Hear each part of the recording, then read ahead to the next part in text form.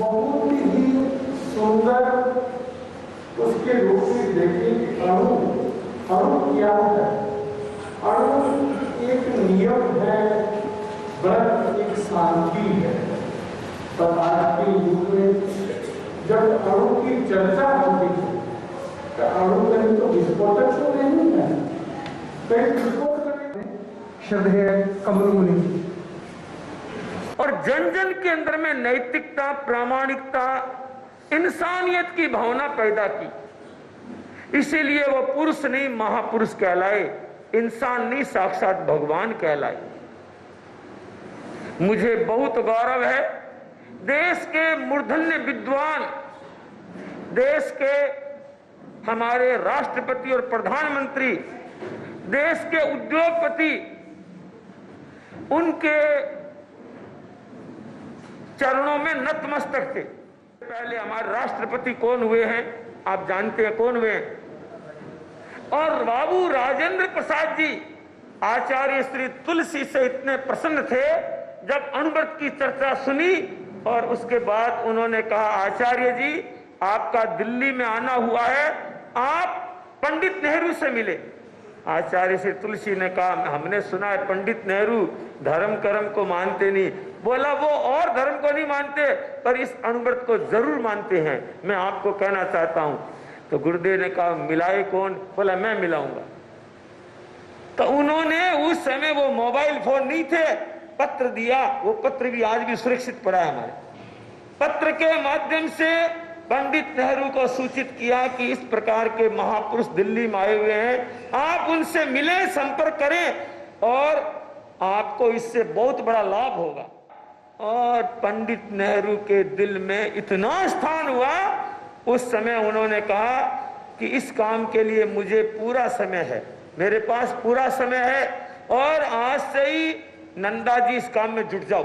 गुलजार लाल नंदा को जोड़ दिया, और अपनी सुपुत्री इंदिरा गांधी, जिसको भी इस मीटिंग में बिठाया।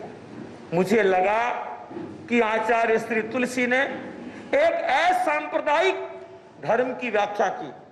उन्होंने कहा, हमारी उपासना पद्धति अलग हो सकती है, मंदिर में अलग उपासना पद्धति है, मस्जिद में अलग है, गुरुद्वारे में अलग है, और हमारे पास अलग है, भिन्न भिन्न हो सकती है, पर चरित्र धर्म सबका एक है। उपासना धर्म अलग अलग है पर चरित्र धर्म एक है।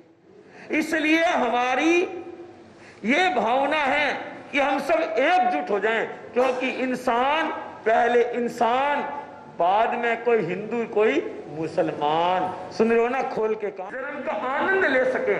आप सोचते होंगे, समझते होंगे कि जिस जीवन में नैतिकता, प्रामाणिकता होती है, उसके पास एक अलग ही ज्योति होती है।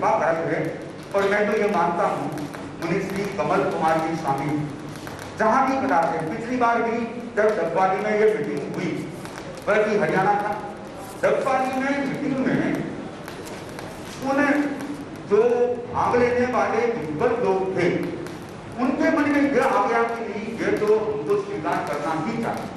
कोई खास बात नहीं है, किसी कमरे में आ जाए, किसी कमरे में नहीं जाए, पर आज का जो मूल टॉपिक था वह था सांप्रदायिक सद्भाव और अणुव्रत।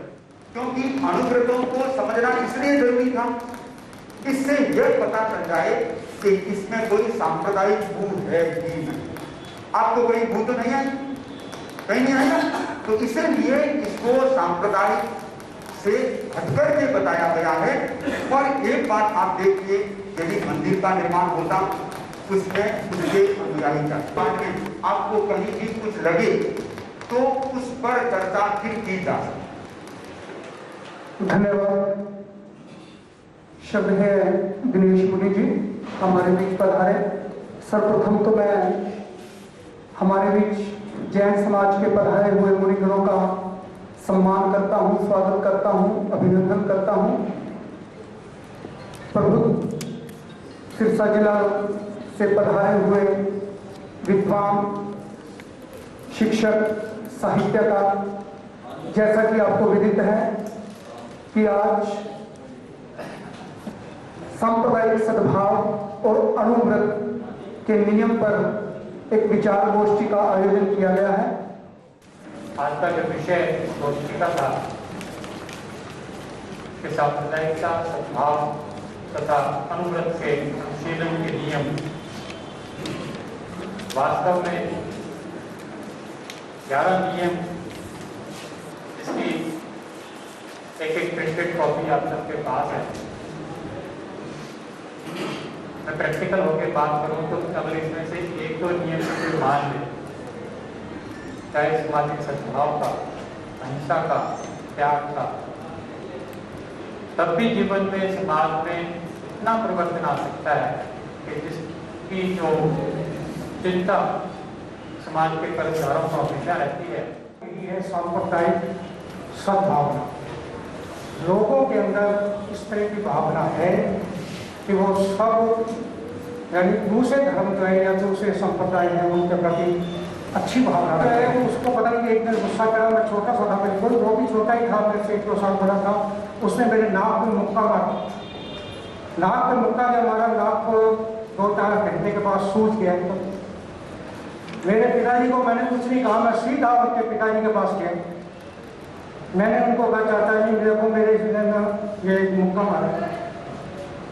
उन्होंने क्या किया, उन्होंने अपने बेटे को बुलाया, उसे भी नहीं झिड़का, मुझे अपनी गोद में बिठाया, उसे भी अपनी गोद में बिठाया, दोनों का हाथ मिलाया और कहा, बेटा आतिश ऐसा ना कर, ये तेरा दोस्त है, तूने ऐसा नहीं करना है। वो प्यारा सिंह आज जीवित नहीं है, लेकिन मेरे लिए वो सबसे ज़्यादा प्यारा है। उस प्यारे का जतन करें, सांप्रदायिक सद्भाव। थोड़ा सा ही समय है, मैं कोशिश करूंगा उसमें ही अपनी तकरीर आपके सामने रख सकूं। मूल रूप में अनुव्रत को जो मैंने समझा है वो बदलने का दर्शन है। और बदलना क्या है? यदि आदमी का काम संयम में बदल सके, यदि क्रोध सहनशीलता में बदल सके, यदि लोभ संतोष में बदल सके, यदि मोह प्रेम में बदल सके, यदि अहंकार परोपकार में बदल सके, तो अनुव्रत को हम थोड़ा बहुत समझने में सफल हो जाएंगे। किसी शायर ने कहा है, हमारे देश में बहुत ऋषि मुनि पैदा हुए, बहुत अवतार भी पैदा हुए, हजारों खिजर पैदा कर चुकी है नस्ल आदम की, वो सब तस्लीम, लेकिन आदमी अब तक भटकता है। मैं चाहता हूँ कि गुरु नानक देव जी ने, उनसे किसी ने पूछा कि दुनिया में जो छोटे से छोटा जन है उसके भीतर क्या है? गुरु नानक देव जी ने कहा उसके बीच में नाद है, एक साउंड है। बात आई गई हो गई। उनके लगभग 200-300 वर्षों के बाद वैज्ञानिकों ने एटम को जब ढूंढा और एटम के बारे में रिसर्च की, तो एटम को जब ढूंढा तो एटम का पता चला कि यार एटम सबसे छोटा कण है, तो क्या इसके भीतर भी कुछ होगा?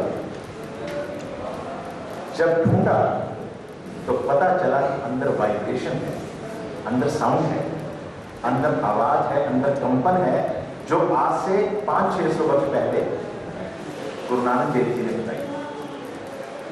संत इतने महान कवि, साहित्यकार, संत, ये तमाम वो लोग होते हैं जो साइंस से भी आगे चलते। बहुत सारे लोग हैं जो बड़ी बड़ी बातें करते हैं, बड़े बड़े सिद्धांतों को मानते हैं, बड़े बड़े काम करते हैं, लेकिन बहुत ही छोटे स्तर के ऊपर जिंदगी की लड़ाई बेसिकली बहुत छोटे स्तर पर शुरू होती है।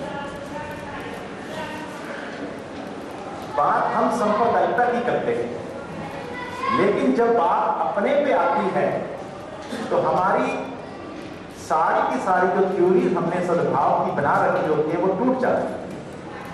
अल्टीमेटली फिर हम दीवारों के बीच में ही आके खड़े होते हैं, फिर हम हिंदू मुसलमान बन जाते हैं, फिर हम बनिया सिख ईसाई या जाट बन जाते हैं। तब हम लोगों के अपने अपने विभेद होते हैं। बड़े महान इंसान बनने के लिए बहुत ही मूल रूप से छोटी छोटी बातों को अपनी जिंदगी में उतार ले तो उनकी जिंदगी सफल हो सकती है।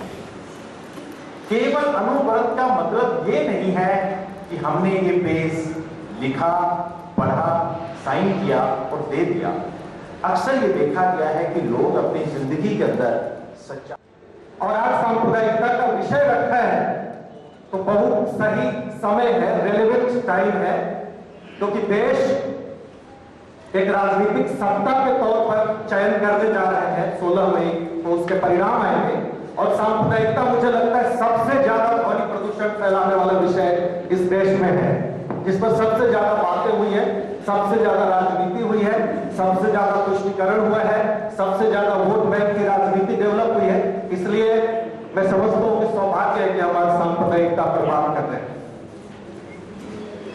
1950 में संविधान लिखे जाने के बाद मैं एक बात हमेशा कहता हूं और बड़ी खुलकर कहता हूं कि संविधान ने 1950 में अगर ये घोषित कर दिया कि देश पंथ निरपेक्ष होगा, जो एक्चुअल शब्द जो अंग्रेजी में सेक्युलर है उसका हिंदी रूपांतरण पंथ निरपेक्ष है, धर्मनिरपेक्ष तो है ही नहीं। जो धर्मनिरपेक्ष शब्द का इस्तेमाल करते हैं वो धर्म का अर्थ जानते ही नहीं, मेरे हिसाब से नहीं जानते। दर्शन शास्त्र का विद्यार्थी होने के नाते जो हमने पढ़ा हुआ है कि धार्यते अनेन इति धर्मः, ये सेक्युलर पंथ निरपेक्ष है, धर्म निरपेक्ष नहीं है। धर्म क्या है? धर्म की व्याख्या महाभारत से लेकर आज तक 21वीं सदी तक अगर आप करें तो धर्म क्या है? वो सीधा सीधा कर्तव्य बोध से जुड़ा है। हम पेड़ काटे नहीं, लेकिन यदि हम कागज पर बात करते हैं तब भी पेड़ काट रहे हैं, क्योंकि पेड़ के मुद्दे से कागज बनता है। इसी प्रकार से जल संरक्षण की बात आती है। एक तरफ हम जल को पूजा के रूप में करते हैं, हर पूजा में कलश रख करके पूजनीय मानते हैं, और दूसरी तरफ प्रतिदिन उसे बेतहाशा बर्बाद करते हैं।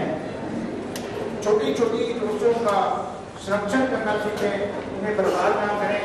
अपने जीवन में छोटी बात का जितना महत्व समझेंगे उतना ही अच्छा रहेगा। आचार्य तुलसी का यह नारा विस्तर शासन वेद अनुशासन इसी बात को जज करता है। मैंने आचार्य तुलसी तक शिक्षाएं थे, उनका सानिध्य मुझे मिला, मैं उनके दर्शन कर पाया, और उन्हीं का ये स्लोगन मुझे एक बार इशार आते हुए कहीं पढ़ने को मिला और उनसे मैंने अपने जीवन में उतारा।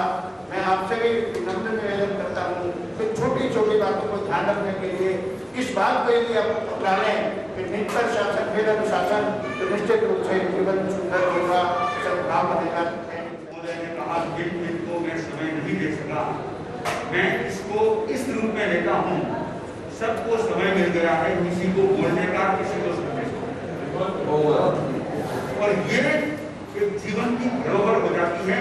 अब मैं ज्यादा लंबा बोलूं या मुझे भी थोड़ा सा कम जच रहा है, क्योंकि इस संतोष जी के बाद में आचार्य जी के पास पहुंचना है, क्योंकि जो स्वयं अनुव्रत के अनुशासता है वो जैनाचार्य है, वो एक 2 नंबर की चीज है, पर उससे पहले है एक मैन है, जो गुड मैन होता है, उसके बाद की चीजें सारी होती है।